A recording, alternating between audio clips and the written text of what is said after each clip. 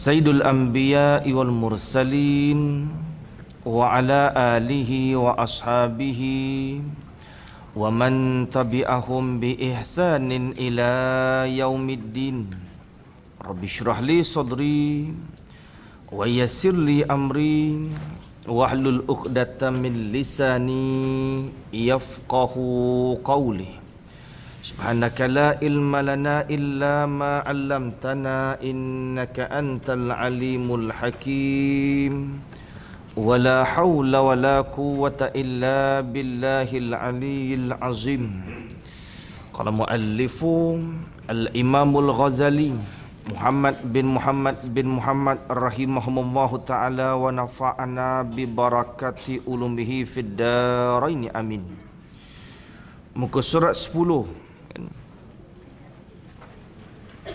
berkenaan keterangan-keterangan dari para sahabat berhubung persoalan di atas kan tentang orang panggil keutamaan kelebihan ilmu ni. Antaranya ucapan Muaz bin Jabal, seorang sahabat yang Nabi Rasulullah SAW pernah memuji.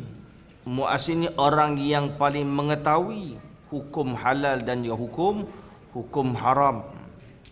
Apa kata Muaz bin Jabal radhiyallahu anhu? Pelajarilah ilmu pengetahuan, sebab mempelajarinya kerana Allah merupakan tanda takwa kepadanya. Kita duduk mengaji ini sebagai satu tanda kita orang yang bertakwa.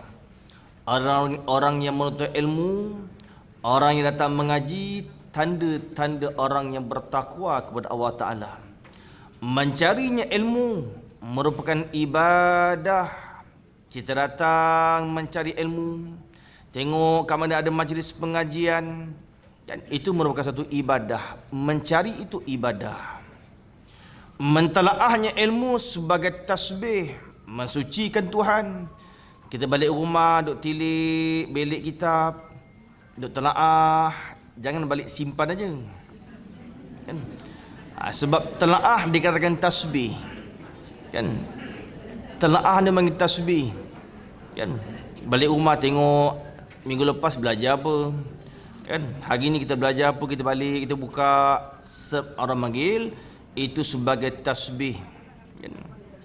Mengkajinya adalah sebagai jihad. Kita mengkaji ilmu pengetahuan yang kita belajar, itu merupakan jihad kan? Duk kaji bagaimana atau dia katakan suatu jihad kan? Mengaji tak pernah nampak, dia balik, dia mengaji lagi, dia kaji lagi, dia teraah, atau merupakan jihad.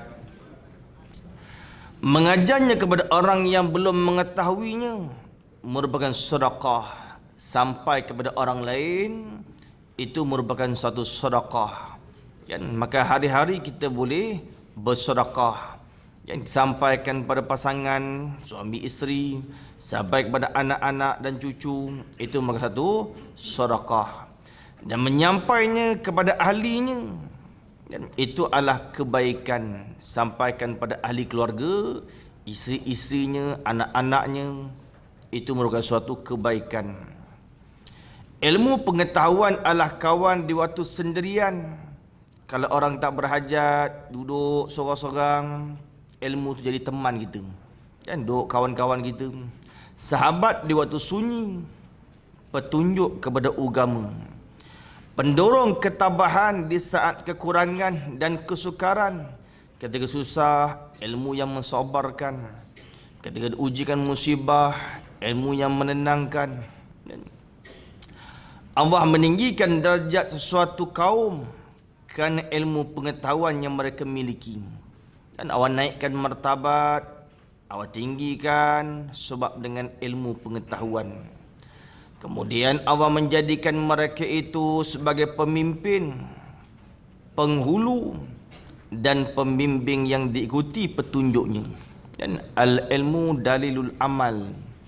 Dan tanda kita ni orang beramal, ilmu. Bila ada ilmu, amal akan ikut di belakang. Kan bila kita bertambah ilmu makin bertambah, amal automatik ikut di belakang. Kan ilmu digerakkan sebagai imam, amal tu makmumnya. Dan kita mencari ilmu, automatik amal makin lama makin bertambah, makin lama makin bertambah. Dan sebab ilmu itu dikatakan imam. Mereka juga sebagai petunjuk ke jalan kebaikan. Ilmu ni sebagai petunjuk ke jalan kebaikan. Perlakuan mereka dicontohi, akhlak dan adab mereka diteladani. Kan orang yang berilmu, akhlaknya makin lama berubah makin baik, adab mereka makin lama makin terpelihara. Tetapi kita tak boleh ambilkan dalil pada tubuh seseorang guru, kita tak boleh jadikan dalil. Dalam kaedah usul fiqh, tak boleh dijadikan dalil tubuh seseorang guru. Tengok, oh guru tu ada buat, berapa mana boleh ni? Tak boleh diambilkan dalil. Tu kan ustaz tu tak buat tu, ustaz tu ada buat. Orang panggil tubuh seseorang guru tidak boleh dijadikan dalil. Seseorang hamba itu dapat menduduki tempat orang yang mengerjakan amalan kebaikan dan darjat yang tinggi. Memikirkan ilmu adalah sama pahalanya dengan berpuasa. Duk fikir tu pahala puasa dah. Dan kita memikirkan ilmu itulah pahala ganjaran seperti orang yang berpuasa. Bila otak berjalan duk fikir ilmu yang kita belajar ni, dia akan menghapuskan sifat nyanyuk di usia yang tua. Dan kalau tak mikir, otak ni di sel-sel ni, kan dia passion begitu. Kalau tak fikir duduk saja, sandar tidur, balik tidur, kan lama-lama otak terkecut. Bila otak terkecut, dia mula hilang. Habis semua hilang, nanti nyanyuk dia. Untung orang mengaji, kan bila dia mikir, duk belajar, duk mikir mengkaji, kan orang panggil sifat nyanyuk tu makin lama makin hilang, makin lama makin hilang. Kan dia macam otot lah kan. Fikir ni kata Sayyidina Umar Al-Khattab, kan, innal fikrata ala khamsati aujuhin. Sesungguhnya fikiran itu ada 5 jalannya. Kan fikiran ini ada 5 jalanannya. Kan fikir tentang bukti kebesaran Allah. Kadang-kadang kita memikirkan tentang kebesaran Allah Taala. Kita melihat langit begitu indah, tengok lautan yang luas seolah tidak ada tepiannya. Kalau kita memikirkan tentang kebesaran Allah SWT, itu akan menambahkan keesaan dan keyakinan kita kepada Allah. Kan duk mikir gunung yang tinggi teguh sebagai pasak bumi autadan. Kalau memikirkan kebesaran, itu akan menimbulkan sifat keesaan tauhid dan juga keyakinan kita kepada Allah SWT. Kan? Ada setengah-setengah masyarakat dia fikir tentang anugerah. Dan kata Sayyidina Umar, fikiran yang kedua fikir tentang anugerah yang Allah berikan pada kita hamba. Kan Allah berikan anugerah dengan kepandaian, Allah berikan anugerah dengan kekayaan, Allah berikan anugerah kesihatan, Allah berikan anugerah pangkat kemuliaan. Kan kalau kita fikirkan tentang anugerah Allah, itu akan menambahkan rasa syukur dan mahabbah. Dan orang yang fikirkan tentang anugerah yang Allah berikan akan menimbulkan sifat syukur, akan bertambah sifat mahabbah, kasih sayang kepada Allah Subhanahu Wa Taala. Yang ketiga kata Sayyidina Umar Al-Khattab radhiyallahu anhu, ada orang memikirkan tentang apa? Tentang janji balasan Allah. Dan fikiran yang ketiga dia fikir tentang janji Allah Taala. Fikir janji, tengok baca Al-Quran, baca tafsir, Allah janjikan sekian-sekian. Kan orang yang memikirkan janji-janjian Allah SWT, dia akan menimbulkan sifat rasa cinta kepada negeri akhirat. Kita nak bertambah kasih sayang pada negeri akhirat, fikir tentang janji Allah Ta'ala. Apa yang Allah janji Al-Quranul Karim, dan kita memikirkan janjian Allah, kita akan bertambah kasih pada negeri akhirat. Kata Sayyidina Umar, yang keempat fikir tentang ancaman yang Allah berikan pada hamba-Nya. Fikirkan tentang ancaman, kan azabun syadid, Kan azab yang sangat-sangat keras, azabun alim, azab yang sangat-sangat pedih. Fikirkan tentang ancaman, itu akan menambahkan rasa takut untuk kita buat maksiat. Yang kelima, kata Sayyidina Umar Al-Khattab radhiyallahu anhu, cara fikir yang kelima, fikir tentang kekurangan diri sendiri. Kan fikirkan tentang kekurangan diri sendiri, kan yang Allah berikan dalam ketaatan kurang kita. Kurang kita taat dalam beramal kepada Allah SWT, itu akan menimbulkan rasa malu kepada Allah. Ini fikir yang Sayyidina Umar anjurkan. Fikir tentang 5 bagai ini. Kan memikirkan ilmu ni sama pahalanya dengan orang yang berpuasa. Nak puasa hari-hari tak daya tu. Nak puasa hari-hari tak berdaya. Antara amalan, kan, kelebihan orang yang berpuasa, puasa 3 bulan berturut-turut, Rejab, Sya'ban, Ramadan, ketika dibangkitkan di hari kiamat, mereka dibangkitkan dalam keadaan berpakaian. Dan umumnya tiap-tiap hamba dibangkitkan daripada kubur selain Nabi dan Rasul, mereka dibangkitkan dalam keadaan telanjang, tidak ada pakaiannya. Dan maka apa amalan, kan, supaya kita dibangkitkan daripada kubur di hari kiamat dalam keadaan berpakaian? Puasa 3 bulan berturut-turut. Bulan Rejab, bulan ni lah, kan, bulan Sya'ban, bulan Ramadan, kan, 3 bulan berturut-turut dibangkitkan dalam keadaan berpakaian. Kan kita azam lah, kan, dalam seumur hidup boleh sekali pun jadilah, kan, kalau tak dapat tahun ni, tahun depan, kan, Rejab, Sya'ban, Ramadan, 3 bulan turut-turut. Payah juga kalau orang jemput kenduri ni, kan orang jemput kenduri ni lah, payah juga ni, nak mengilat payah ni. Atau kelebihan orang memikir tentang ilmu, kan, mentelaahnya ilmu sama dengan bangun solat malam. Kadang-kadang tahu dah bangun malam tu banyak kelebihan, kita mengetahui tajuk itu cukup banyak kelebihan, tapi badan tak berdaya, dan tubuh tidak ada kekuatan nak bangun tengah malam, maka kita ambilkan kesempatan pahalanya sama dengan kita mentalaah ilmu syarak pengetahuan ini, sama dengan fadilat kelebihan pahalanya bangun tengah malam. Dan tengok sebelum tidur tu baca kitab tu, kan, terlelap dia tidur ni, atau sama dengan dibangun tengah malam, kan. Jangan tengok telefon tertidur, tu tak jadi tu. Dengan menggunakan ilmu akan betullah cara amalan kepada Allah Azza wa Jalla. Kan, kalau ilmu fiqh untuk betulkan amal ibadah, dan mengajinya ilmu usuluddin nak betulkan iman dia, kan, kita mengaji ilmu syariat, kan, kemudian diamalkan dengan amalannya. Kita mengaji akidah sunnah wal jamaah, kemudian kita beriman. Macam mana cara beriman? At-tasdiqul qalbi bima ja'a bihi Nabi sallallahu alaihi wasallam. Kita mengetahui Allah itu sifatnya wujud, maka hati benarkan. Kita mengetahui Allah SWT sifatnya kidam, hati benarkan. Sebab iman tu ibarat membenarkan di hati. Iblis bahkan lebih alim, tapi kenapa tak beriman? Hati tidak membenarkan. Kan iman ibarat hati tu membenarkan. Kan, atau orang panggil ilmu ni dibetulkan cara amalan kita. Bagaimana cara sembahyang dengan betulnya, apa syarat-syarat pada sujudnya, kan. Dengannya lah, dengan ilmu juga dia Allah diesakan, dia diagung-agungkan.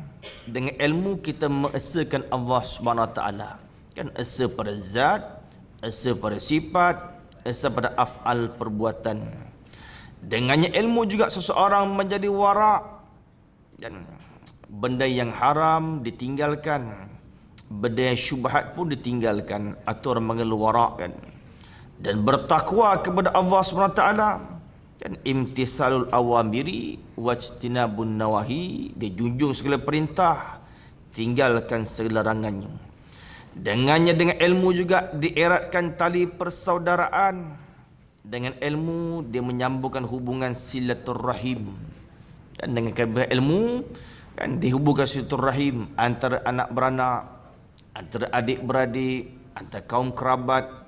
Kan disebutkan hadis Nabi Muhammad sallallahu alaihi wasallam, disebutkan para sahabat radhiyallahu anhum, beruntung orang yang ada 3 orang anak perempuan, kan Nabi sebut beruntung orang yang mempunyai 3 orang anak perempuan, dijaga dengan baik, diajarkan dengan baik, kan, maka bila sampai di akhirat nanti, kan, tak akan masuk dalam neraka, malaikat dituntut oleh anaknya ke dalam syurga. Lalu sahabat bertanya, bagaimana kalau 2 anak perempuan? Kata Nabi, bahkan sama. Ada sahabat lain bertanya, bagaimana kalau seorang anak perempuan pun sama. Dan sebab ada setengah-setengah masyarakat dia benci anak perempuan, dan sampai dia sanggup berikan pada orang lain. Dia suka anak lelaki, kalau boleh 10 orang 10 lelaki. Dan kena kalau 20 orang 20 lelaki. Nabi sebutkan kelebihan pada anak perempuan. Dan kelebihan anak perempuan, kan, takkan dimasukkan ibu ayah di dalam neraka, malaikat anaknya menjaga sebelah kiri dan sebelah kanan. Atau untungnya kalau ada anak perempuan, kan. Atau boleh dieratkan dengan tali persaudaraan, dan dengannya dengan ilmu juga dapat diketahui segala yang halal dan segala yang haram. Boleh bezakan yang mana haram, yang mana halal, kan. Ilmu pengetahuan adalah pemimpin segala amalan. Dan nak nama orang beramal, kena ada ilmu dulu. Dan antara ilmu dan amal, yang memimpin itulah ilmu. Bermana makin bertambah ilmu, amal automatik akan ikut di belakang. Ilmu makin bertambah, bermana amal pun makin bertambah. Automatik bila ilmu tu bertambah, sikit demi sikit amal akan bertambah, sikit amal akan bertambah. Dan bila amal kita rajin buat, ilmu tak rajin bertambah, lama-lama amal tu akan runtuh. Terasa rajin, hari ni semua nak buat, puasa, zikir, mengaji, semayang, esok malas dia, kan. Hari ni minggu depan rajin pula, semua nak buat, tak datang malas dia, tidur saja. Pasal apa? Pasal ilmu tu tidak bertambah. Bila ilmu bertambah, amal tu akan bertambah, kan. Sebab ilmu tu dikatakan pemimpin. Ilmu pengetahuan adalah pemimpin segala amalan, dan amalan itu hanyalah sebagai pengikutnya. Amal ini makmum, yang memimpin itu ilmu imamnya. Mereka yang diilhamkan dan dikurniakan ilmu adalah orang yang benar-benar berbahagia, dan orang yang terhalang atau tidak diberi ilmu adalah benar-benar orang yang malang, kan. Bila bertambah ilmu, akan bertambah amal. Man shalla qabla zuhri 4 rakaatin, kata Rasulullah SAW, siapa yang semayang sebelum fardu zuhur sebanyak 4 rakaat, ka'an nama tahajjada, seolah dia bertahajud pada waktu malam. Sebelum fardu zuhur semayang qabliyah 4 rakaat, kata Rasulullah, ka'an nama tahajjada bihinna, seolah ia bertahajud dengannya, min lailatihi, pada waktu malam. Kan beruntung. Bila ilmu bertambah, nak bangun malam tadi tertidur pula, tak bangun. Kita gantikan dengan semayang qabla zuhur sebanyak 4 rakaat. Kan beruntung. Wa man shalla, kan, wa man shallahunna, kan, ba'dal isya'i 4 rakaatin kamislihinna, siapa semayang selepas fardu isya' 4 rakaat ba'danya, min lailatul qadri, seolah dia mengerjakan semayang pada malam Lailatul Qadar. Habis fardu isya, kita buat ba'diyah isya 4 rakaat. Kata Rasulullah, seolah min lailatul qadri, semayang di waktu malam Lailatul Qadar. Bila ilmu bertambah, amal tu akan bertambah. Amal akan bertambah, kan. Kenyataan bahawa ilmu itu fardu ain. Al-Hasan rahimahumullah ta'ala juga pernah berkata, sekiranya tidak ada alim ulama, pastilah manusia akan menjadi seperti binatang. Kan, kalau tidak ada alim ulama di dunia ini, kan, kelakuan manusia seperti binatang.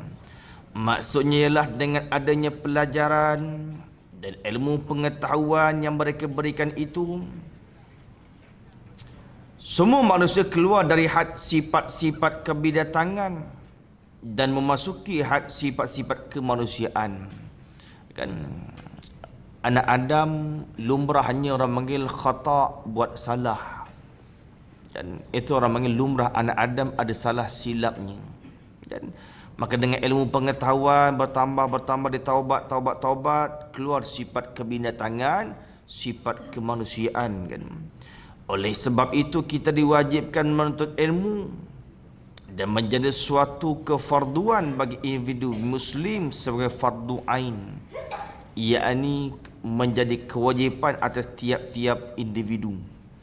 Perkara ini telah dijelaskan Rasulullah sallallahu alaihi wasallam dalam sebuah riwayat an Anas bin Malik qala Rasulullah sallallahu alaihi wasallam talabul ilmi faridatun ala kulli muslimin. Artinya sabda Rasulullah SAW daripada Anas bin Malik radhiyallahu anhu. Orang yang berkhidmat dengan Rasulullah 10 tahun dia khidmat kan. Kalau Imam Mazhab Maliki, Malik bin Anas, balikkan aja. Kan kalau Mazhab Malik, terbalikkan namanya, Malik bin Anas. Kalau sahabat Nabi, Anas bin Malik. Dia di Anas berkata, bahawa Rasulullah sallallahu alaihi wasallam telah bersabda, mencari yakni menuntut ilmu pengetahuan adalah kewajipan bagi setiap orang Islam. Suatu kewajipan kita tuntutkan ilmu fardu ain. Hadis riwayat Ibnu Abdul Bar.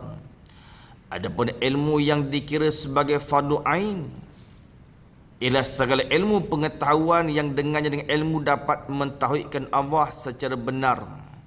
Orang panggil ilmu akidah atau ilmu tauhid atau nama lainnya sifat 20 atau ilmu mengesahkan Allah, banyak namanya. Apa ilmu fardu ain yang kita kena mengaji? Ilmu yang dengan dialah kita dapat mentauhidkan, mengesahkan Allah, yang tidak menyentuhkan Allah secara benar, mengetahuikan zat serta sifat-sifatnya, yakni mengetahuikan hukum hakam yang bergantung dengan zat dan sifat-sifat. Hakikat zat sifat tidak diketahui. Kita hanya mengetahui hukum yang bergantung dengan zat dan sifat Allah juga ilmu pengetahuan yang dengan ilmu dapat diketahui bagai-bagai cara ibadah yang sebenarnya. Orang panggil ilmu fiqh. Ilmu fardu ain yang pertama ilmu tauhid. Yang keduanya ilmu fiqh. Kita dapat tahu dengan cara ibadat yang sebenar. Bagaimana cara puasa dengan betul, kan? Bagaimana cara ambil wuduk dengan sebenar, bagian pembagian air bagaimana. Dan dengan ilmu dapat diketahui mana yang halal dan mana yang haram. Juga termasuk ilmu fiqh tentang soal muamalah dan bagaimana cara halal haramnya. Juga apa-apa yang diharamkan dalam bermuamalah dengannya dan apa-apa yang dihalalkan. Kan? Atau muamalah, sistem muamalah Islam. Kan? Orang panggil cara kita berjual beli, cara kita orang panggil nak pacak gadainya, sewa menyewa, pinjam meminjam, atau dalam bab muamalah sistem kewangan Islam. Selain itu termasuk dalam hukum fardu ain ialah ilmu yang dapat digunakan untuk mengetahui persoalan hati. Yang pertama ilmu tauhid, yang kedua ilmu fiqh, yang ketiga ilmu tasawuf. Ilmu tasawuf digunakan untuk mengetahui persoalan hati. Mana sifat yang terpuji? Satu sabar, bersyukur, pemurah, berbudi, bergaul dengan baik, benar dalam segala hal, ikhlas, dan mana sifat yang tercela? Seperti dengki, iri hati, kan, menipu, sombong, menunjuk, pemarah, benci, berseru, dan kikir, bakhil. Kan, permulaan kita mengaji tasawuf, kita akan mengaji orang panggil sifat yang zuhir. Kan? Orang panggil, itulah orang panggil dibicarakan tentang sifat segala anggota yang 7 ni. Ada bicara dulu. Kemudian bicarakan sifat hati. Dan baru orang panggil dibagikan 2, ada mazmumah dan ada mahmudah. Orang panggil kan dibicarakan dua sifat. Oleh sebab itu mengetahui sifat-sifat yang wajib dilakukan sebagaimana yang pertama Dan sifat-sifat yang mesti dijauhi sebagaimana yang kedua. Sifat yang pertama mesti dijauhi sifat yang mazmumah, kan, sifat yang tercela, kan. Yang kita nakkan sifat yang terpuji, kan. Semuanya orang bagi termasuk dalam hukum fardu ain. Apa beza azamah dan takabur? Kita kena mengetahui, baru kita boleh, kan, kenal dulu. Bila sudah kenal, kita buangkan azamah takabur, kita hiaskan sifat tawaduk, sifat sabarnya. Ada kita mengenal dulu pengertian sifat tersebut, kan. Oleh sebab itu, mengetahui sifat-sifat yang wajib dilakukan sebagaimana yang pertama dan sifat yang mesti dijauhi sebagai sifat yang kedua, semuanya itu termasuk dalam hukum fardu ain. Jadi sama hanya dengan belajar ilmu yang digunakan untuk memperolehi kebenaran dalam akidah, kepercayaan, dalam beribadah dan dalam bermuamalah. Ini soal al-mufiqah. Pertama-tama, awaludin ma'rifatullah. Awal-awal agama itulah kita mengenalkan Allah. Oleh sebab itulah ringkasan daripada kitab Ihya Ulumuddin dibicarakan lepas daripada ilmu, dibicarakan yang kedua akidah Ahlussunnah wal Jamaah. Dan akidah ni diambilkan daripada perkataan aqada, kan, i'tiqadan, i'taqada ya'taqidu i'tiqadan. I'tiqad itu ialah simpulan di hati, kan. Akidah ni ibarat kita simpulkan di hati, atau panggil akidah. Akidah ni simpul, aqadah ni simpul. Kita ambil tali, kita ikat satu simpulan, itu dikatakan akidah. Kita mengaji awal sifatnya kudrah, dan kita mengaku di hati memang sebenar sifat kudrah di sisi zat Allah. Itu merupakan suatu akidah, suatu simpulan, kan. Ahlussunnah wal Jamaah, kan, sunnah ini segala orang panggil perjalanan Rasulullah SAW, daripada segi perbuatannya, daripada segi perkataannya, kan, ataupun takrir diamnya Nabi, itu merupakan suatu sunnah. Sunat lain, sunat hukum syarak, ini sunnah, kan. Wal jamaah, dan jamaah. Siapa jamaah? Kan, ada setengah ulama menafsirkan jamaah ini tertentu kepada orang panggil ulama di kalangan para sahabat yang digelarkan khulafa'ur rasyidin. Alaikum bisunnati wa sunnati khulafa'ir rasyidin min ba'di. Ada mengatakan jamaah ini tertentu kepada 4 orang sahabat. Siapa dia? Sayyidina Abdullah radhiyallahu anhu. Yang kedua Sayyidina Umar radhiyallahu anhu. Yang ketiga Sayyidina Utsman radhiyallahu anhu. Yang ketiga Sayyidina Ali karramallahu wajhah. Namanya gelaran Abu Bakar, namanya Umar, namanya Abdullah, digelarkan Abu Bakar. Nama kunyah Abu Bakrin, nama isim Abdullah. Semua huruf ain. Khulafa' Rasyidin semua huruf ain, kan. Atau digelarkan wal jamaah. Ada ulama menafsirkan siapa jamaah? Seluruh sahabat Nabi digelarkan jamaah. Beberapa sahabat Rasulullah SAW, satu riwayat 124,000. Nabi suruh kita ikutkan akidah Ahlussunnah dan jamaah. Kan Nabi tak pernah buat, sahabat pernah buat, itu Ahlussunnah. Nabi buat, sahabat tak buat, itu Ahlussunnah. Kita ikut sunnah Nabi, sunnah sahabat tolak, kita bukan termasuk golongan Ahlussunnah wal Jamaah. Dan sunnah sahabat pun diikut, sunnah Rasulullah pun diikut. Itulah digelarkan akidah Ahlussunnah wal Jamaah. Kita menghimpunkan sebab Nabi beri jaminan, alaikum bisunnati wa sunnati khulafa'ir rasyidin mim ba'di, kemudian daripada aku. Nabi mengiktiraf, kalau aku tak pernah buat, sahabat aku dah buat, itu juga sesuatu daripada sunnah aku, kata Rasulullah sallallahu alaihi wasallam, kan. Kata muallif, kepercayaan Ahlussunnah mengenai zat Allah Ta'ala yang maha suci ialah bahawa dia adalah Tuhan yang maha esa, kan. Ta'ala ni orang panggil kan, maksud Ta'ala yang maha tinggi. Maksud Ta'ala ni maha tinggi. Ta'ala ni bahasa Arab, Allah Ta'ala. Maksud Allah yang maha tinggi kan. Dia kata kepercayaan ahli sunnah mengenai zat Allah Ta'ala yang maha suci kan. Orang panggil kalimah tanzih. Bila kita sebut Allah, kita kaitkan kan dengan kalimah Ta'ala dan maha suci. Orang panggil kalimah tanzih namanya. Bila sebut Allah, kita kaitkan Ta'ala kan. Kita sebut Allah, di belakang kita kaitkan Ta'ala. Sebut Allah, Allah Ta'ala yang maha suci. Orang panggil kalimah tanzih kan. Dikait itu namanya kalimah tanzih. Sebab ada golongan dia menyerupakan Allah dengan makhluk. Maka nak keluarkan itikad yang sesat, bila sebut nama Allah, kita kaitkan di belakang Ta'ala kan. Kita kaitkan di belakang kan. Itu namanya kalimah tanzih. Nak menyucikan itikad, jangan kita serupakan Allah dengan makhluk, Allah dengan benda yang baru.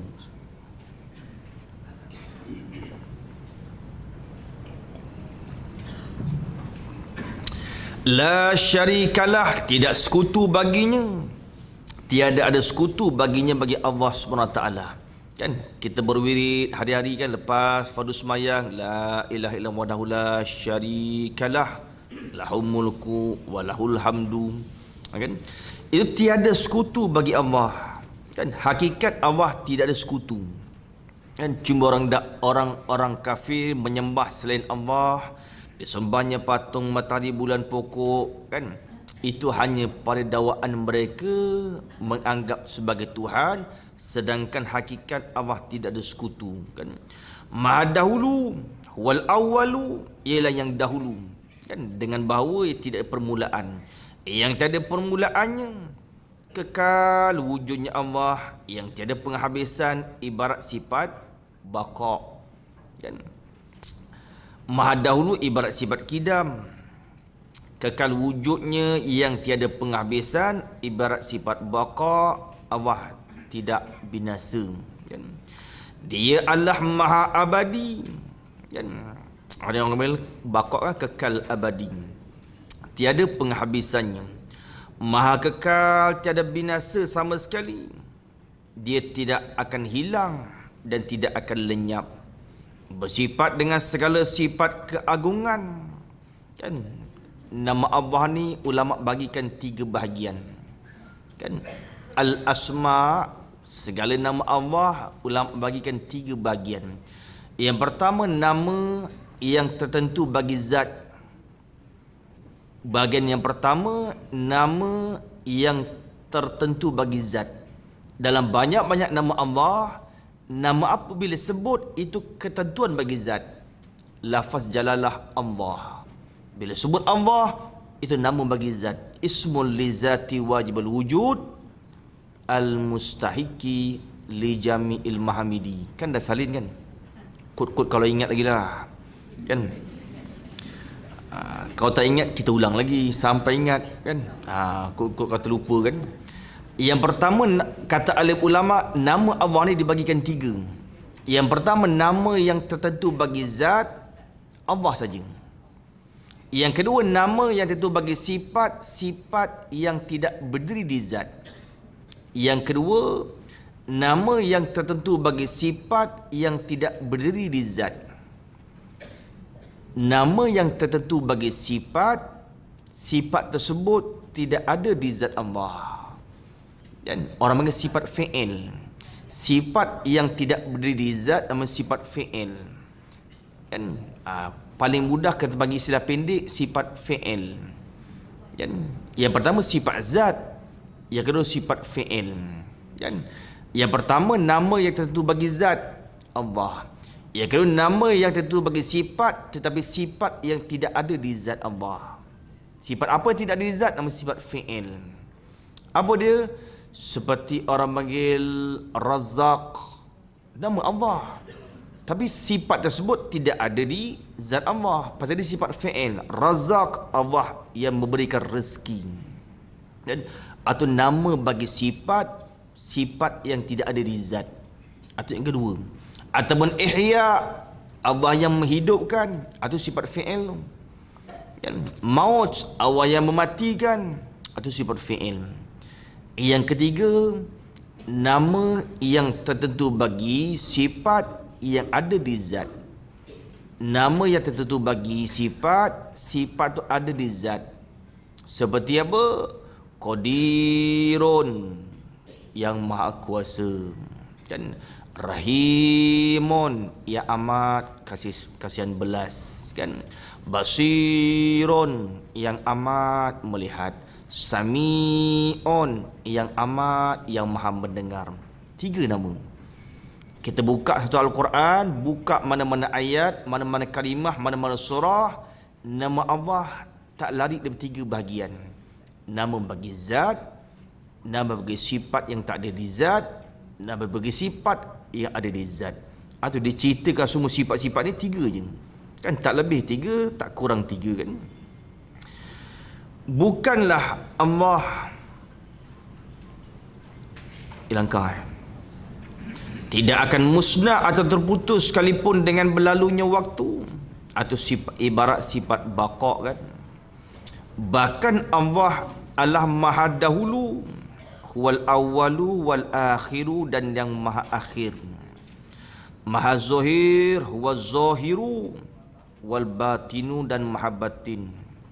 Dia maha mengetahui dengan sebab ilmu pengetahuan segala sesuatu. Kan orang panggil ihatah. Sifat ilmu pengetahuan ia meliputi. Orang panggil takluk inkisyaf namanya kan. Dia bukanlah suatu benda yang dapat digambarkan. Allah ini satu benda yang kita tak boleh gambarkan dengan akal fikiran.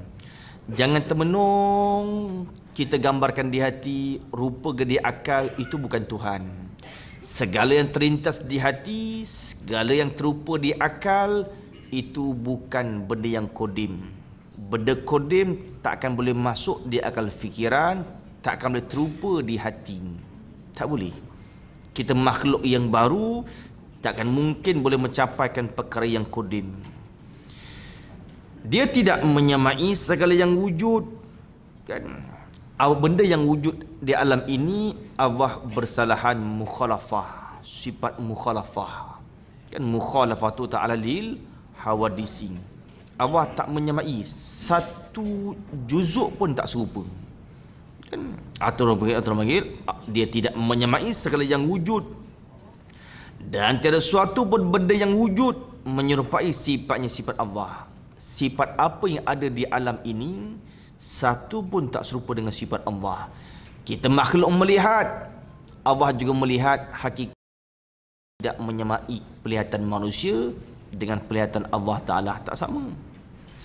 Dia tidak dibatasi oleh penjuru ataupun arah. Allah tidak di kanan, tidak di kiri, tidak di depan, tidak di belakang, tidak di bawah, tidak di atas. 6 jihad. 6 jihad Allah tu bersalahan kan? Tidak pula dalam lingkungan bumi ataupun langit. Allah tidak berada dalam lingkungan bumi kan? Allah tidak berada di lingkungan langit. Allah duduk di atas arash. Kalau sebelum dia jadi ke arash, tak duduk mana? Kan? Bumi, tempat-tempat ini, itu makhluk ciptaan Allah. Allah bukan dilingkungi oleh tempat. Dia berada istiwa di atas arash. Kan? Sebagaimana yang difirmankan olehnya Allah SWT. Kan? Ar-Rahman ala arsyistawa. Kan? Ulama bahas panjang ayat ni kan. Dan dengan pengertian yang dikendakinya, hanya Allah yang lebih mengetahui makna maksud firman-Nya. Kan? Dia ada di atas arash dan langit, bahkan di atas segala sesuatu, sehinggakan ke dasar tanah dan di batas bumi. Dengan ketinggiannya Allah itu tidak menambah jaraknya dengan arash ataupun langit. Kan? Nisbah pangkat kemuliaan. Kan nisbah pangkat kemuliaan Bukan Allah duduk betul-betul seperti kita bersila ni, tidak. Itu sifat makhluk, sifat yang baharu. Sebagaimana bahkan dia maha tinggi darjatnya. Bukan Allah tu besar tinggi tak, tinggi pangkat, tinggi darjatnya kan. Bahkan dia maha tinggi darjatnya daripada arasy dan langit. Sebagaimana juga maha tinggi darjatnya dari bumi dan tanah. Jangan kita mengambil dalil Allah tu berada di atas, sebab Nabi Isra Mi'raj naik atas langit. Subhanallazi asra bi abdihi lailan minal masjidil haram ila masjidil aqsa. Jangan kita ambil dalil Nabi naik bermakna Allah di atas, tidak. Dan Mi'raj namanya anak tangga. Isra itu berjalan waktu malam dengan pantas. Mi'raj anak tangga. Bumi ke langit dah tentu ke atas. Bumi jihadnya bawah, langit jihadnya atas. Ya. Kalau Rasulullah naik atas langit, tidak bermakna Allah tu di atas. Dan sebab Nabi Yunus turun ke bawah. Nabi Yunus bin Matta alaihissalam turun ke 7 petala bumi. Nabi Yunus turun ke 7 petala bumi, turun dasar laut. Kenapa tak ambil dalil Allah tu berada di bawah? Sebab tu jangan kita ambil dalil atas bawah, tidak. Atas itu nak menunjukkan pihak jihad yang mulia. Dan atas itu nak menunjukkan pihak suatu jihad yang ada kemuliaan. Sebab ketika Rasulullah berada di Sidratul Muntaha, di mana berpisahnya seorang kekasih dengan seorang kekasih, dan kata Jibril, ya Muhammad, tak boleh ikut lagi. Selangkah aku masuk akan hancur terbakar tubuh aku kan. Tempat berpisah Rasulullah dengan Jibril alaihissalam, tempatnya bernama Sidratul Muntaha. Sebelum Rasulullah berpisah dengan Jibril, apa kata Jibril? Maka Jibril memberikan isyarat, ya Rasulullah, bila kau bertemu dengan Allah SWT, berikanlah suatu ucapan salam penghormatan.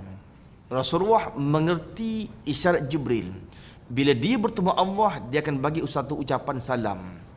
Maka datanglah kepul awan berwarna-warni mengelubungi tubuh Rasulullah SAW. Bila kepul awan yang warna-warni itu hilang, Nabi ghaib daripada pandangan maka Jibril. Tidak dikatakan lagi Nabi naik ke atas. Tak dikatakan Nabi naik ke atas. Sebab tu tak boleh kita ambilkan dalil Allah berada di atas. Naik ke langit memang ke atas. Kan turun dari langit ke bumi itu di bawah. Bila berada di Sidratul Muntaha, Nabi ghaib. Hilang daripada pandangan malaikat Jibril alaihissalam. Maka bertemulah seorang kekasih dengan Allah SWT. Apa salam Nabi Muhammad SAW? Tahiyatul mubarakatus salawatut thayyibatulillah. Itu ucapan Rasulullah bagi salam kepada Allah SWT. Kan assalamu alayka, kata Allah, ayuhan nabiyyu wa rahmatullahi wa barakatuh. Assalamu alayka. Allah kata Rasulullah, assalamu alayka ayuhan nabi. Wahai Nabi, sejahtera atas engkau. Nabi sambut mengatakan apa? Assalamu alayna wa ala ibadillahi sholihin. Nabi tak mengatakan alayya. Punya sayang Rasulullah pada umatnya, disambut salam Allah, disebutkan sekali dengan umatnya, assalamu alayna, atas kami. Siapa kami? Rasul serta dengan umatnya. Segala makhluk yang ada pada peristiwa penyaksian Rasulullah bertemu dengan Allah, tidak ada hijab satu pun. Mereka naik saksi mengatakan apa? Asyhadu an la ilaha illallah wa asyhadu anna Muhammadar Rasulullah. Maka dalil ini mengatakan jangan kita itikadkan Allah itu berada di atas. Atas itu satu jihad yang mulia saja. Dan sebagaimana juga maha tinggi darjatnya. Langkah ke? Betul kan? Bahkan dia maha tinggi darjatnya dari arasy dan langit. Sebagaimana juga maha tinggi darjatnya dari bumi dan tanah. Sekalipun demikian, dia tetap maha dekat dengan segala apa yang wujud. Dia lebih dekat dengan hambanya daripada hambanya itu dengan urat lehernya sendiri. Allah lebih dekat daripada urat leher dengan ulama menafsirkan kan, dengan ilmu pengetahuan. Dan sebab kedekatannya itulah tidaklah sama dengan dekatnya benda. Bukan passion benda melekat, duduk sebelah, dekat, tidak. Itu makhluk. Kan itu namanya makhluk. Sebagaimana juga zatnya itu tidak sama dengan zat segala makhluk dan benda. Kan disebutkan dalam kitab-kitab kan akidah Ahlussunnah wal Jamaah, kadang-kadang iblis nak datangkan was-was, nak datangkan kemusykilan bagi hamba tentang keesaan Allah Ta'ala, dibuatkan persoalan. Langit daripada apa dijadikan? Man khalaqas samawat, kan man khalaqas samawat, kan ini saya berkatakan Allah. Man khalaqal arda, siapa jadikan bumi? Allah. Tiba-tiba syaitan bisikan, siapa jadikan Allah? Kan? Atau antara tipu daya was-was syaitan. Mula-mula tanya, siapa jadikan langit? Siapa jadikan bumi? Siapa pula jadikan Allah? Bila datang begitu, Nabi ajarkan kita apa? Nabi suruh kita baca, Kul huwallahu ahad, Allahus samad, lam yalid wa lam yulad wa lam yakul lahu kufuwan ahad. Nabi suruh kita berludah dengan isyarat 3 kali. Jangan ludah keluar liu, isyarat je. Nyanyi orang sebelah kan. Tu kan. Isyarat ludah 3 kali. Auzubillahi minasyaitonirrajim, ludah 3 kali. Datang was-was. Ketika datang was-was, Tuhan ni kot mana? Adakah dia warna putih cahaya? Orang panggil. Bila datang was-was, ludah isyarat 3 kali. Bacalah doa ta'awuz, a'udzubillahi minasyaitonirrajim, kan baca kul huwallahu ahad. Dia Allah tidak bertempat di suatu benda, dan tidak sesuatu benda pun yang bertempat dalam zatnya, kan tidak ada makhluk yang boleh berada, kan yakni bertempat dalam zat Allah Subhanahu Wa Taala. Kan orang Mu'tazilah mengatakan dalam dunia dan juga dalam akhirat hamba manusia tidak boleh melihat Allah Ta'ala. Sebab kalau boleh melihat, bermakna Allah sudah bersepakat dengan cahaya. Cahaya kan baru, cahaya kan makhluk. Kita dah gelap boleh lihat tak? Dah gelap kita tak boleh lihat, dalam terang je kita boleh lihat, kan? Sebab tu kata orang Mu'tazilah, nanti dalam syurga manusia tak dapat melihat Allah. Kan kita Ahlussunnah jawab, wujuhu yawma izin nadirah. Bila muka ahli syurga melihat Allah Ta'ala berseri-seri, bercahaya-cahaya mukanya. Dalam gelap itu hanya pada adat tak boleh melihat, kan? Ada orang dalam gelap boleh melihat, kan? Secara hukum adat terang je boleh lihat, gelap tak nampak. Itu hukum adat, kan? Banyak makhluk yang boleh melihat waktu malam. Makhluk apa? Musang. Siang tidur dia, malam dia bangun. Musang waktu malam dia boleh melihat. Burung hantu. Burung hantu malam dia berjaga, malam dia cari makan. Siang tidur dia. Kan itu kan ada makhluk dalam gelap dia boleh melihat. Adapun manusia tak boleh. Manusia siang dapat melihat, malam tak nampak dia. Ramai lagi makhluk, banyak lagi makhluk dalam gelap dia boleh melihat, kan? Itu makhluk-makhluk yang bernama antaranya seperti musang, kan? Kan banyak lagi. Ular dalam gelap dia boleh nampak, kan? Rubah dalam gelap dia boleh nampak. Itu kita nak tolak akan dakwaan orang Mu'tazilah, kan? Maha suci Allah daripada dilengkungi oleh suatu tempat, sebagaimana maha suci di Allah daripada dibatasi oleh masa, kan? Masa Allah jadikan. Apa tu masa? Masa-masa ni ibarat daripada peredaran matahari. Bila matahari itu beredar, maka adanya orang panggil peredaran masa. Pukul 8 masuk pukul 9, masuk pukul 10, pasal matahari itu beredar. Kan ketiga, kan Nabi Muhammad, kan Nabi apa yang tahan matahari tu, tak sempat sembahyang asar. Tu orang panggil bila matahari berhenti, maka masa tak berubah, sempat dia sembahyang asar. Kan masa ni ibarat daripada peredaran matahari, maka Allah tidak dibatasi oleh masa. Adakah Allah Ta'ala ni sudah jutaan tahun yang lama baru ada? Tak. Dan kita ni kan lama mana pun kita ni dibatasi oleh masa. Atau dikatakan kita beriman kan, bahawa dia Allah telah ada sebelum terciptanya zaman dan tempat, dan sampai sekarang ini pun masih tetap dalam keadaannya sebagai berdahulu. Benda kodim ni perkara yang tak berubah. Oleh kerana zat Allah kodim, sifat Allah kodim, benda yang kodim, benda yang tak berubah. Oleh kerana kita ni benda baru. Sebab apa kita ni baru? Kita ada permulaan. Kita boleh hitung umur kita sebab kita ada mula. Lahir bila? 60-an, 50-an. Oleh kita ni ada mula, kita boleh hitung hisap umur kita. Dan oleh kerana itulah orang panggil, kan, kita boleh mengetahui. Kan? Oleh kerana kita ni benda baru, dia berubah-ubah. Dulu kecil, sekarang dah besar. Dulu gagah, sekarang lemah. Itu menandakan kita ni benda baru sebab dia berubah-ubah. Ada Allah SWT benda kodim tak berubah. Kan zatnya khalidina fi abadan, kekal selama-lama kan. Zatnya dapat diketahui dengan menggunakan akal fikiran. Kan. Langkah. Betul kan? Zatnya dapat diketahui dengan menggunakan akal fikiran, bahkan dapat dikenal dengan penglihatan semasa di syurga nanti. Kita hanya mengetahui hukum yang bergantung dengan zat. Bukan kita mengenal kunhi zat. Kunhi zat takkan boleh dikenal. Hakikat zat Allah takkan boleh dikenal. Kita hanya mengetahui zat Allah tak serupa dengan makhluk. Kan, laisa kamitslihi syai'un. Kan, kita hanya memikirkan tentang hukum-hukum yang bergantung dengan zat saja. Bahkan dapat dikenal dengan penglihatan semasa di syurga nanti.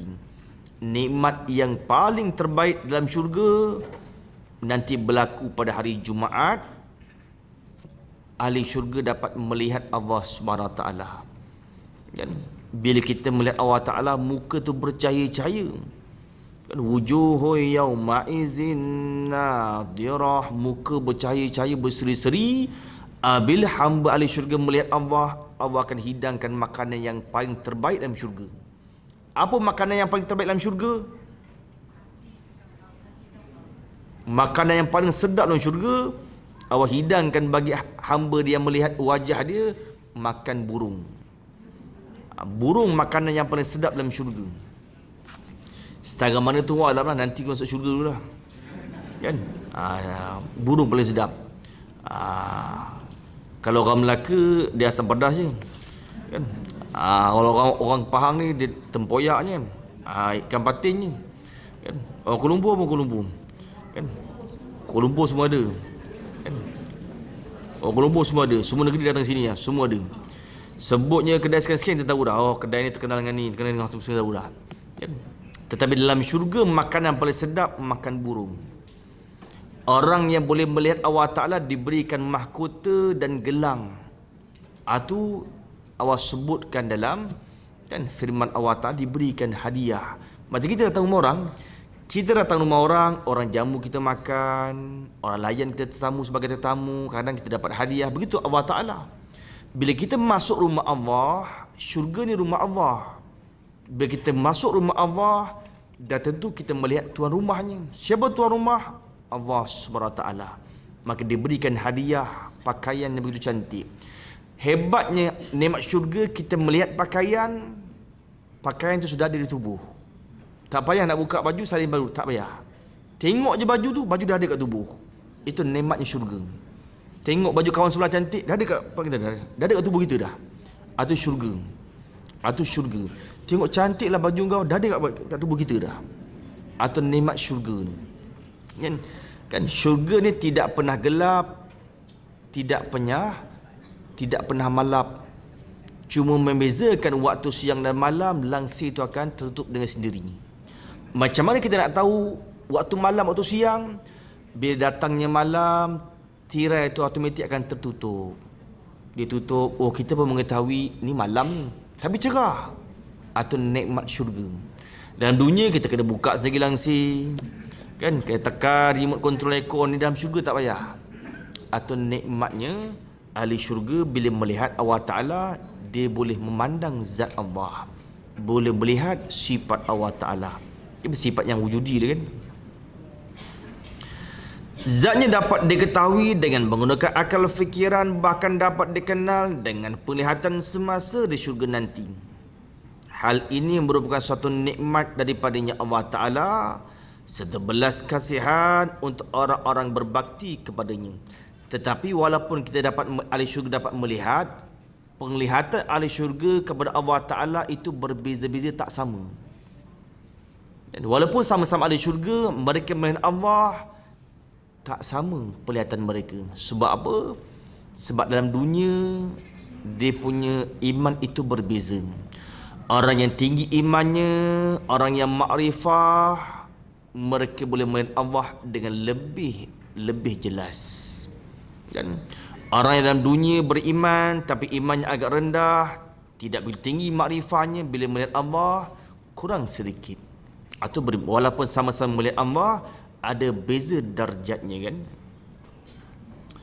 Hal ini merupakan nikmat daripadanya, serta belas kasihan untuk orang yang berbakti kepadanya, juga sebagai penyempurnaan nikmat yang digunakannya Allah SWT, iaitu dengan menyaksikan sendiri wajahnya Allah yang maha mulia. Bila kita melihat Allah, kita akan dapat tengok zatnya, dapat melihat sifatnya kan. Sifat wujudi kita dapat lihat, sifat yang amrun iktibari kita hanya reti dengan akal fikiran. Dia adalah Tuhan yang maha luhur, maha hidup dengan sifat hayatnya, pemaksa jabbar, pemberi balasan yang tidak akan dihinggapi sifat lalai serta lemah. Tidak mengantuk ataupun tidur. Allah tak pernah mengantuk, tak pernah tidur. La ta'khuzuhu sinatu wala naum. Allah tak pernah mengantuk, tak pernah tidur. Kan Nabi Musa pernah muskil. Bukan muskil, dia rasa ajib, heran dengan kebesaran Allah. Nabi Musa bertanya, bagaimana ya Allah kau perintahkan dunia ni? Dunia bukan satu kan. Kalau kita ngaji kitab hikam, dunia ada ribu kan. Kata Syekh Ibnu Athaillah Al-Askandari rahimahullah ta'ala, dunia ini ada beribu, ada ribuan alam ni. Oleh kerana kita ni terhijab, kita tak boleh membatasikan alam yang lain. Alam ni beribu. Bila kata hati kita bersih, kita boleh masuk satu alam pada alam lain, tebuk satu alam. Bila tutup bersih, boleh tebuk alam yang lain. Ada ribuan alam ini. Maka dia mesti heran betapa Allah yang esa boleh perintahkan dunia yang begitu banyak kan. Kata Allah, wahai Musa, kau ambilkan botol, kau isikan air ni, kau peganglah. Pegang lama-lama mengantuk, terjatuh botol pecah. Begitulah aku, kata Allah Ta'ala, aku tidak pernah mengantuk, tak pernah tidur. Kalau Allah mengantuk sekali senggut, habislah dunia ni hancur. Bumi tu kan langgang jadinya kan, habis hancur tu. Atau la ta'khuzuhu sinatu wala naum. Allah tak pernah mengantuk, tidak pernah tidur kan. Kita sikit-sikit tidur, sikit-sikit mengantuk. Tu lawan dengan Allah Ta'ala kan, beza. Tu beza. Allah tak pernah mengantuk, tak pernah tidur. Juga tidak rosak atau mati kan. Zat Allah kekal selama-lama kan. Kita satu masa akan mati. Kullu nafsin za'iqatul maut. Saya masa kita pun akan temu ajalnya kan. Dia dia adalah maha satu esa kan. Esa ni satulah. Orang petani Kelantan panggil esa, main esa. Orang Kuala Lumpur panggil satu je kan. Orang Arab panggil wahid kan. Satu lah kan. Orang Jawa panggil siji loro telu papat kan. Samalah, yang penting satu kan. Yang penting satu kan. Dia adalah maha satu dan sendiri dalam mencipta dan membuat segala yang baru kan. Khalaqa, mencipta daripada tiada kepada ada. Itu perbuatan Allah, perbuatan taksir yang boleh memberbekas. Takluk sifat qudrah, takluk taksir. Takluk sifat iradah, takluk taksir. Takluk sifat ilmu, takluk inkisyaf. Sebab apa iradah, qudrah, takluk taksir? Kerana perbuatan Allah itu memberi bekas daripada tiada kepada ada. Adapun perbuatan manusia itu usaha ikhtiar tapi tak boleh memberi bekas. Kita buat satu benda bukan daripada tiada kepada ada. Kita hanya mengubah bentuk. Kita buat rumah pasti ada dah. Pasti tak buat. Kita campur-campur gaul-gaul jadi sebiji rumah. Itu bukan perbuatan taksir namanya. Itu hanya dikatakan mengubah rupa bentuk. Adapun Allah ciptakan manusia daripada tiada kepada ada. Itu namanya takluk taksir namanya. Takluk yang memberi bekas namanya kan. Maha Esa dalam menjadikan dan membentuk. Dia buat bentuk kan, Adam daripada kepala, turun dua tangan, laqad khalaqnal insana fi ahsani taqwi, cukup sempurna kejadian manusia. Kalau tengok binatang, ya Allah, kan, punggung ke atas, kepala ke bawah, kan rasa terhina. Manusia ni cukup sempurna. Ketika Allah jadikan manusia, datang iblis, dia tengok apa ni? Tanah, kan? Tanah yang orang pijak hina ni. Maka iblis ludah pada tanah lembaga Adam. Ludah iblis, melekat alur iblis pada tubuh Nabi Adam. Ketika itu belum ditiupkan roh, belum digelarkan insan, belum digelarkan An-Nas, belum digelarkan Bani Adam, belum digelarkan Al-Ins. Kan nama manusia ada 5 kan? Nama manusia dalam Al-Quran disebutkan 5. Ya ayuhan nas, kan? Ya ma'syara jin wal ins, ya Bani Adam khus, kan? Nama manusia disebut Al-Quran ada 5 nama. Ketika Adam belum ditiupkan roh, iblis pandang hina. Ludahnya iblis, melekat air iblis pada pusat. Ketika iblis godakan kuda, hei kuda, oleh kerana iblis ludahkan pada tubuh Adam, Allah keluarkan iblis daripada syurga. Ketika itu iblis belum tak boleh masuk syurga, belum diperintahkan untuk sujud, usjudu li Adam, belum lagi, sudah dihalaukan daripada syurga dah. Iblis cari jalan, macam mana aku nak pengaruh makhluknya lain bencikan Adam. Dijumpa ular, dijumpa merak, dicuba kuda, kan? Kata iblis, wahai kuda, nanti manusia dijadikan, habis engkau akan tunggang. Manusia akan naik engkau ke bawah. Kuda pun marah, kan? Dimasuk punya mulut ular, mereka dijumpa kuda. Sebab tu ular mulutnya berbisa. Pasal iblis masuk sembunyi dalam mulut ular. Kuda nak pijak-pijak tubuh Adam, maka Allah congkilkan air liur yang melekat pada pusat Nabi Adam, dijadikan seekor anjing. Anjing itu halau kuda tersebut, maka berlubanglah pusat kita. Hikmahnya orang panggil, pusat kita berlubang, kan? Tu orang panggil melekat air liur iblis, kan? Atau orang panggil, kan, perbuatan Allah tu panggil takluk taksir namanya. Dia maha mengetahui segala sesuatu, meliputi segala hal atau peristiwa yang terjadi, dimulai dari dasar tanah hingga ke puncak langit. Makhluk pertama-tama Allah ciptakan dalam ilmu tasawuf namanya Nur Muhammad. Dan makhluk, apa makhluk yang pertama kali Allah jadikan? Makhluk yang pertama kali Allah ciptakan, kata ulama tasawuf, Nur Muhammad. Kan ada sirah, ada ulama-ulama sirah mengatakan, ada ulama-ulama tawarikh mengatakan makhluk yang pertama Allah ciptakan air. Khilaf riwayat. Ada mengatakan makhluk yang pertama-tama Allah jadikan ialah angin. Ada kata angin, makhluk yang pertama Allah jadikan angin. Ada mengatakan makhluk yang pertama Allah ciptakan air. Kalau kita mengajar ilmu tasawuf, makhluk yang pertama diciptakan Allah adalah Nur Muhammad sallallahu alaihi wasallam. Allah mengetahui daripada awal ciptaan sampai langit itu dipisahkan daripada bumi. Ia mengetahui bumi ini dijadikan daripada air. Kan asal kita tengok kitab Kejadian Bumi, bumi ini asal daripada daripada air. Sebab itulah kata ulama setengah mengatakan makhluk pertama ciptaan Allah lah air. Dan atau khilaf kan. Dulu langit dan bumi bersatu sehingga dipisahkan langit ke langit, langit ke langit sampai langit ke-7. Tidak terhalang daripada penglihatannya Allah sekalipun seberat debu yang ada di bumi atau di langit. Bila Allah tu sifatnya basar, basar artinya melihat, ia boleh melihat tiap-tiap yang wujud.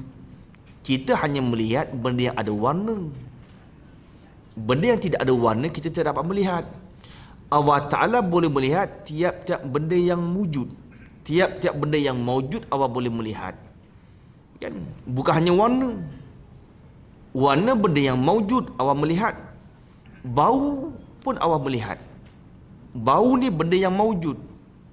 Perkataan benda mawjud Allah boleh melihat. Cuma manusia Allah pelakukan adat perkataan kita hanya mendengar dengan telinga. Tetapi perkataan ni benda yang mawjud Allah boleh melihat. Mana dalil dia mawjud? Kita boleh rakam.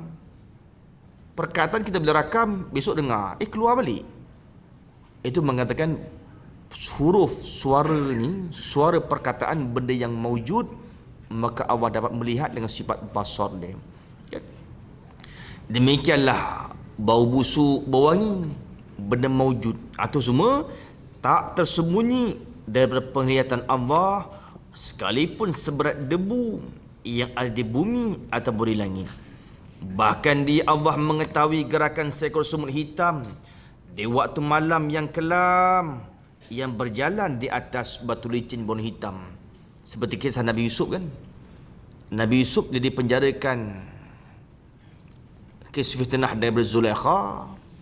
Nabi Yusuf minta tolong orang gaji. Orang gaji istana Mesir kena masuk penjara.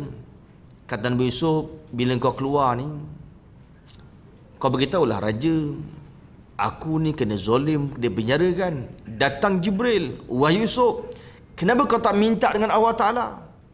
Kenapa kau minta dengan hamba? Kan? Jibril belahkan bumi, tembus 7 petala bumi. Kata mereka Jibril, wahai Yusuf, kau tengok apa yang ada pada 7 petala bumi. Satu batu warna hitam, tiba-tiba keluar dari batu hitam tu seekor semut hitam yang kecil. Kau tengok apa ada pada mulutnya. Ada daun warna hijau. Allah sudah jaminkan rezekinya walaupun dia berada 7 petala bumi, berada dalam batu hitam, semut hitam kecil sudah dijamin rezekinya.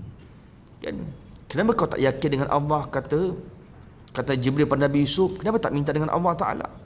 Itu dikatakan Allah mengetahui dan kan sudah jamin rezekinya tiap-tiap makhluk yang dijadikan, sudah ada rezekinya dah kan. Dia mengetahui gerakan semut hitam di waktu malam yang kelam yang berjalan di atas batu licin yang warna hitam. Allah mengetahui. Dia mengetahui bagaimana gerakan sebutir debu di tengah-tengah cakrawala ini. Kan? Alam cakrawala dia tak ada tarikan graviti kan. Ruang angkasa dia tidak ada tarikan graviti, maka dia berterbangan. Kan? Kenapa ruang angkasa itu gelap? Kita masuk bumi, cerah bumi ni. Sepatut keluar daripada bumi, masuk ruang angkasa bertambah cerah. Pasal dekat dengan cahaya matahari. Tetapi kenapa ruang angkasa gelap? Kerana ruang angkasa tidak ada lapisan ozon. Kan? Kita ada lapisan ozon. Ozon tu gas-gas, dia memantulkan cahaya. Angkasa tak ada lapisan ozon. Maka mereka tak pantulkan cahaya, maka kita keluar bumi nampak gelap ruang angkasa. Kan? Itu hikmah Allah berikan pada kita hamba manusia. Siang hari boleh cerah, malam waktunya gelap. Kan? Dia Allah Maha mengetahui segala yang dirahsiakan atau yang disembunyikan. Allah juga mengetahui ada yang rahsia tak dibuka kepada hamba-Nya. Mengetahui apa-apa yang terlintas dalam kalbu. Apa tergerak hati kita, mulut kata baik, hati mengata-ngata, Allah mengetahui. Apa-apa yang tergerak dalam ingatan, kepala duk fikir, semua Allah mengetahui kan. Atau rahsia disembunyikan, semuanya itu dimakluminya Allah dengan sifat ilmunya yang dahulu sejak azali. Ilmu Allah bertakluk akan sebagai takluk inkishaf, ihatah, meliputi benda yang wajib, benda yang mustahil, benda yang jaiz. Ilmu Allah meliputi benda wajib pun mengetahui, benda mustahil pun mengetahui, benda yang jaiz harus pun Allah mengetahui. Tahu tu sejak azali, takluk tanjizi kodim. Kan takluk ilmu akan sebagai takluk tanjizi kodim, mengetahui itu sejak azali. Sifat yang demikian inilah telah dimilikinya dari azali. Kan cuma ada perbezaan lah antara azali dan kodim. Orang panggil umum khusus. Apa beza azali dan kodim? Umum khusus. Kan umum khusus. Kata setengah, kodim ini digunakan pada benda yang ada saja. Benda yang ada kita gunakan istilah kodim. Ada pun azali umum. Benda tak ada pun kita boleh panggilkan azali. Benda ada pun kita boleh panggilkan azali. Itu umum. Kan? Dan kodim dan kidam itu berbeza. Kodim itu yang sedia. Kidam itu sedia. Kita mengaji sifat 20, wujud kidam. Kidam tu artinya sedia. Kalau kodim, arti yang sedia. Itu berbeza kan? Ibu-ibu ayah mengaji akidah kan? Saya sentuh sikit-sikit jalan ni.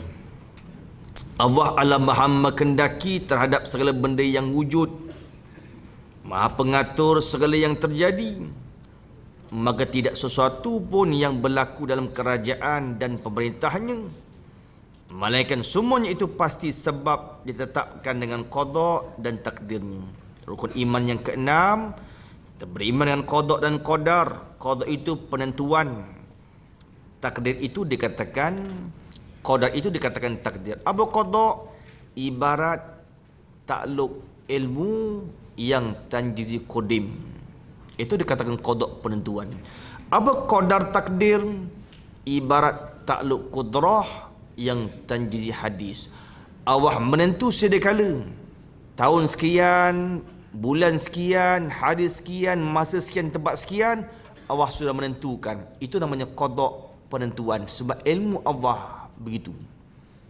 Bila sampai masa Allah pelakukan mengikut yang dia mengetahui, mengikut yang dia kehendak, maka itulah namanya takdir. Itu namanya takdir. Pelakunya suatu benda mengikut yang dia kehendak, mengikut dia mengetahui, itulah dikatakan takluk qudrah yang tanjizi hadis. Itu orang bagi takdir namanya. Kan kita beriman dengan qada dan takdir. Dengan kebijaksanaan dan kemahuannya.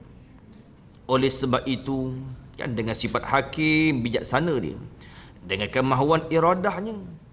Oleh sebab itulah, apa saja yang dikehendakinya Allah tentu terlaksana. Apa Allah kehendak akan terjadi, kun fayakun. Dan apa yang tidak dikehendakinya tentu tidak dapat terlaksana. Kita berkehendak tapi bukan dengan kehendak Allah, kita berusaha macam mana pun tak akan dapat tercapai. Dan tidak ada yang dapat menghalangi keputusan yang ditetapkan olehnya Allah Ta'ala. Tiada suatu makhluk punya dapat menyalahkan hukumnya. Hukum maksudnya ketetapan. Maksud hukumnya ketetapan. Allah tetapkan begitu, Allah tentukan begitu. Siapa makhluk pun tak akan boleh mengubahnya. Kemudian Allah maha mendengar, lagi maha melihat. Ibarat sifat sama, ibarat sifat basar. Ada sifat ismi, ada sifat masdari. Kalau sama terjemah dengan pendengar, itu nama sifat ismi. Kalau sama terjemah dengan mendengar, itu namanya masdari. Kan? Kemudian Allah mendengar, lagi maha melihat. Wallahu subhanahu wa ta'ala a'lam. Bismillahirrahmanirrahim. Allahumma faqqihnahu fid din wa 'allimna ta'wila. Allahumma iftah bi hikmataka futuhal 'arifin wanshurna bi rahmatika ya arhamar rahimin. Sallallahu alaihi Muhammad wa ala alihi wa sahbihi wa sallam. Walhamdulillahi rabbil alamin.